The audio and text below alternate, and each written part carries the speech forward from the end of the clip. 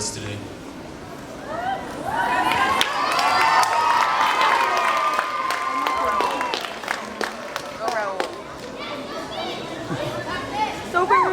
My great-grandma's name is Maria Severina Cáceres Gelmes, but people call her and still call her abuela Cuca. She was born on October 13, 1906 in Guayos, Cuba. She is 105 years old and still alive. I will tell you some information about her.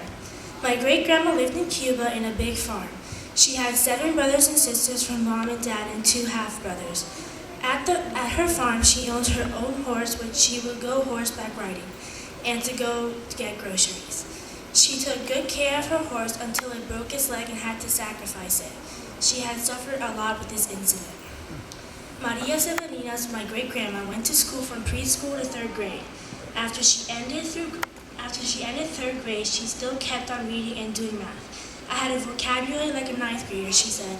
She wanted to be a teacher but could not because her mother died and she had to take care of her brothers and sisters. Her mother had put her in charge of family even though she wasn't old enough.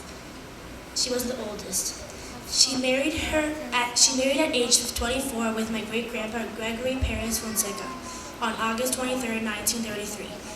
After getting married and moved to Havana, Cuba, and had 4 kids named Lydia, Ada, Sylvia, and Maria, she educated them and showed them how to sew and cook. She survived a lot of revolutions because Castro took over. She suffered because 2 of her 4 daughters moved to the United States and was not able to see her 2 daughters and her brothers and sisters for 17 years. But she always wrote to them by mail, which took 3 weeks for them to receive. Also in Cuba, she would go to church every day even though the government didn't want her to. Then on April 27, 1995, she moved to the United States to Miami, Florida with her family. In Miami, she would go to the family reunions in church every day. On her free time, she plays the card game called canasta, dominoes, and she will always add, divide, multiply, and subtract super fast. She also does word searches in English, even though she does not know how to speak it. The cool thing about it is that when she would repeat those words and say it in English and then look for it.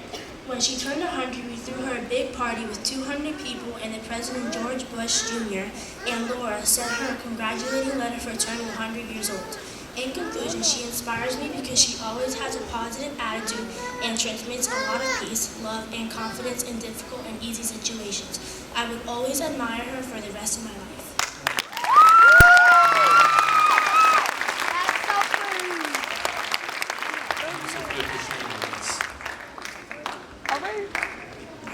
That was a wonderful tribute to her own grandmother. Now please welcome our 4th